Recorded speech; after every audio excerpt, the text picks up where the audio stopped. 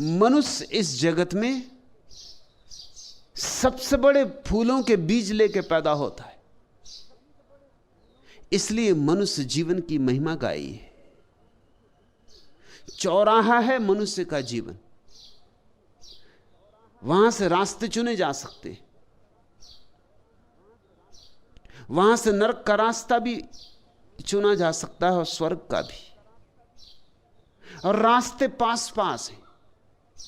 एक ज़ेन फकीर के पास जापान का सम्राट मिलने गया था। सम्राट की अकड़, झुका भी तो भी झुका नहीं, औपचारिक था झुकना। फकीर से कहा, मिलने आया हूं, सिर्फ एक ही प्रश्न पूछना चाहता हूं। वही प्रश्न मुझे मथे डालता है। बहुतों से पूछा है, उत्तर संतुष्ट करे कोई ऐसा मिला नहीं। आपकी बड़ी खबर सुनी कि आपके भीतर का दिया जल गया है। आप निश्चित ही आशा लेकर आया हूं कि मुझे तृप्त कर देंगे। फकीर ने कहा, व्यर्थ की बातें छोड़ो, प्रश्न को सीधा रखो, दरबारी औपचारिकता छोड़ो, सीधी सीधी बात करो, नगद। सम्राट थोड़ा चौंका, ऐसा तो कोई उससे कभी बोला नहीं था। थोड़ा अपमानित भी हुआ, लेकिन बात तो सच थी। फकीर ठीक ही कह रहा था कि व्यर्थ की लंबाई में क्यों जाते हो, कान को इतना उल्टा क्यों पकड़ना, बात करो सीधी, क्या है प्रश्न तुम्हारा।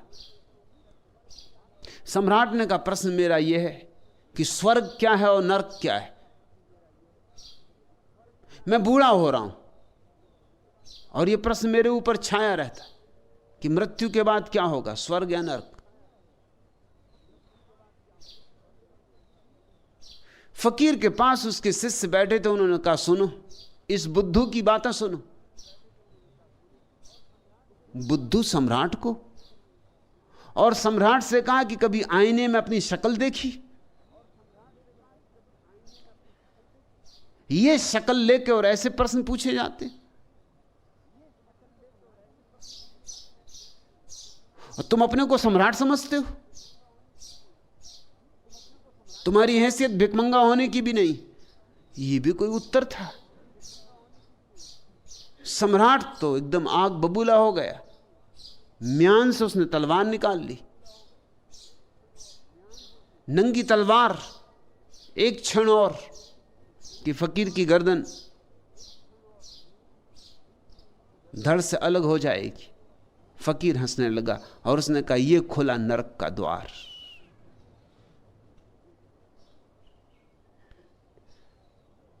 एक गहरी चोट, एक अस्तित्वगत उत्तर, यह खुला नरक का द्वार।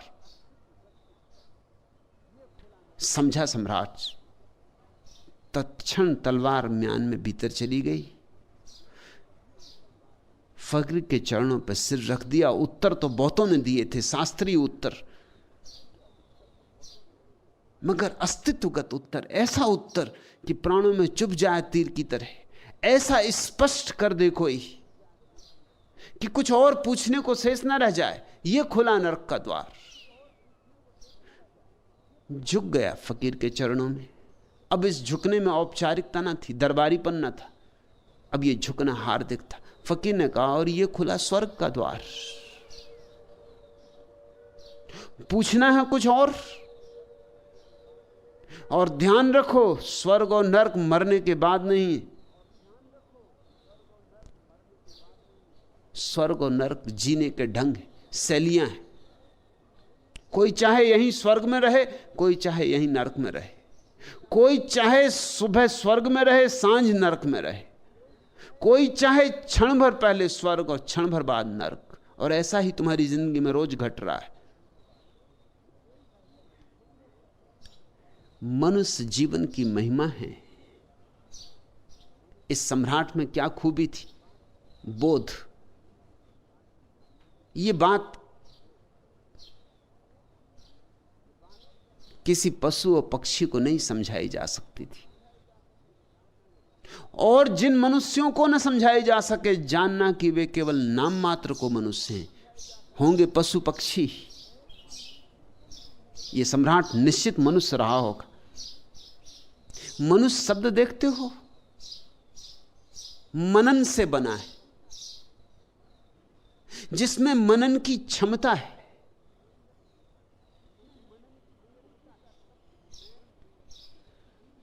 अंग्रेजी का शब्द मैन भी मनन से ही बना है। उर्दू का शब्द आदमी बहुत साधारण है, वो अदम से बना है। अदम का अर्थ होता है मिट्टी, मिट्टी का पुतला। वो आदमी की असलियत नहीं है। आदमी शब्द में आदमी की असलियत नहीं है, केवल खोल है। मिट्टी का पुतला है, ये तो सच है, लेकिन मिट्टी के पुतले के भीतर कौन छिपा है? मृणमय में चिन्मय छिपा है। मिट्टी का दिया है माना, लेकिन जो ज्योति जल रही वो मिट्टी नहीं है।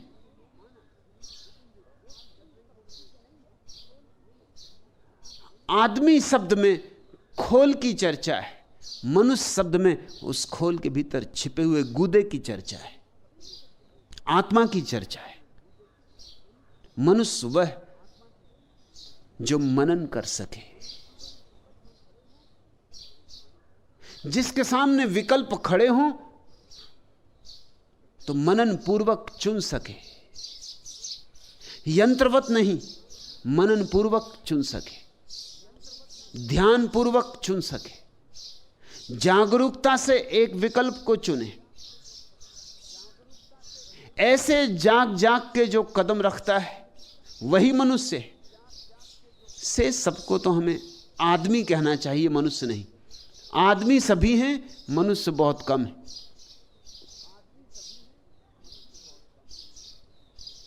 मनुष्य जीवन की महिमा है क्योंकि मनन की क्षमता है।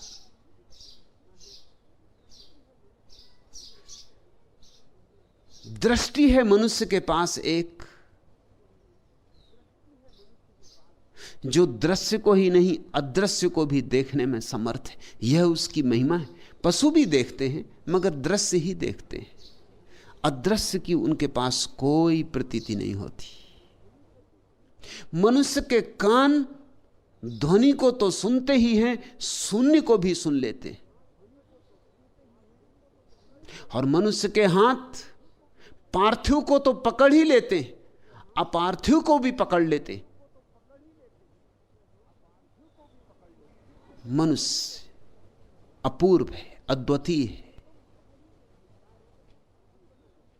इसे तुम अपने अहंकार की घोषणा मत बना लेना। यह तुम्हारे अहंकार की घोषणा नहीं है। सच पूछो तो ये जो मैं मनुष्य की परिभाषा कर रहा हूं, यह परिभाषा तभी तुम्हारे जीवन का अनुभव बनेगी जब अहंकार छूटेगा। ऐसा मत सोच रहा कि आहा मैं मनुष्य हूं तो मेरी बड़ी महिमा है। ये तुम्हारी महिमा नहीं कह रहा हूं मैं, ये मनुष्यत्व की महिमा कह रहा हूं। ये तुम्हारे भीतर जो संभावना छिपी है उसकी महिमा का गीत गा रहा हूं। तुम जो हो सकते हो, जो तुम्हें होना ही चाहिए, जो तुम में जरा बोध हो तो तुम जरूर हो ही जाओगे, जो अपरिहार्य है अगर तुम में जरा सोचो, जरा समझो।